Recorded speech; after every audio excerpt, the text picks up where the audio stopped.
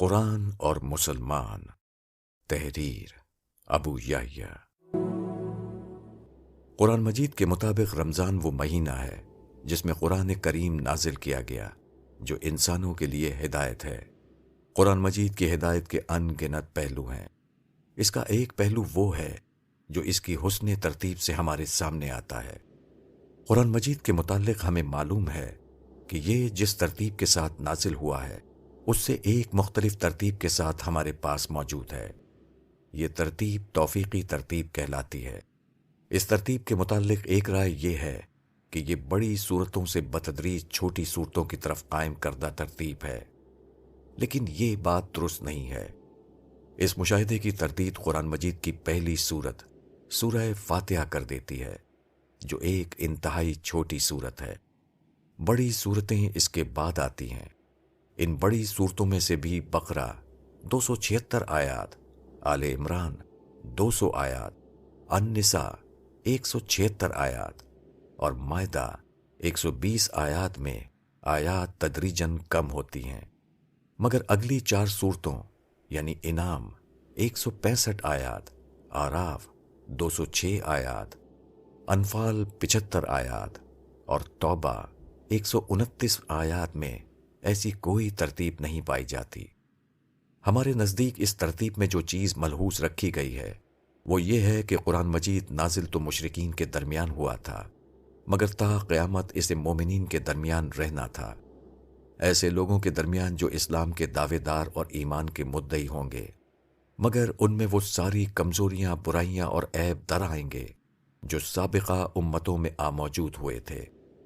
چنانچہ قرآن مجید کی موجودہ ترتیب میں ابتدا میں وہ صورتیں آتی ہیں جن میں یہ بتایا گیا ہے کہ اللہ تعالیٰ کی ہدایت پانے کے بعد اقوام کس طرح گمراہ ہو جایا کرتی ہیں۔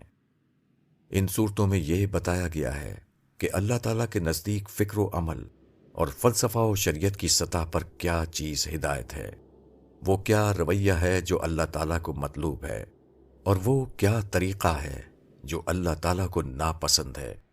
سابقہ اہل کتاب یعنی یہود و نصارہ کس طرح ہدایت پانے کے بعد گمراہ ہو گئے، ان میں کس طرح شرک و بدعت کے رویے عام ہوئے، کس طرح ایمان و اخلاق کے بجائے ظاہر پرستی عین مطلوب بن گئی، کس طرح عمل صالح کے بجائے فسق و فجور کے رویے عام ہوئے، کس طرح حق پرستی کے بجائے قوم پرستی امتوں کے فکر و عمل کا محور و مرکز بن گئی۔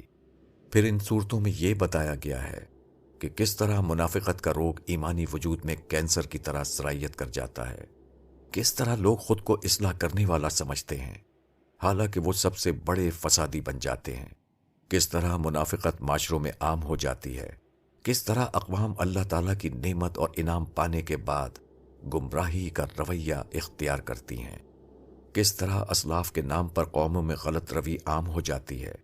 لوگ نام ابراہیم خلیل اللہ اور اسماعیل علیہ السلام کا لیتے ہیں، مگر خود ساختہ رسموں اور ضابطوں پر مشتمل ایک نیا دین گھڑ لیتے ہیں۔ نام موسیٰ اور عیسیٰ علیہ السلام کا لیا جاتا ہے، مگر در حقیقت قوم پرستی اور شرک و بدعت کا ایک جھنکاڑ ہوتا ہے جس کو مذہب کے نام پر پیش کیا جاتا ہے۔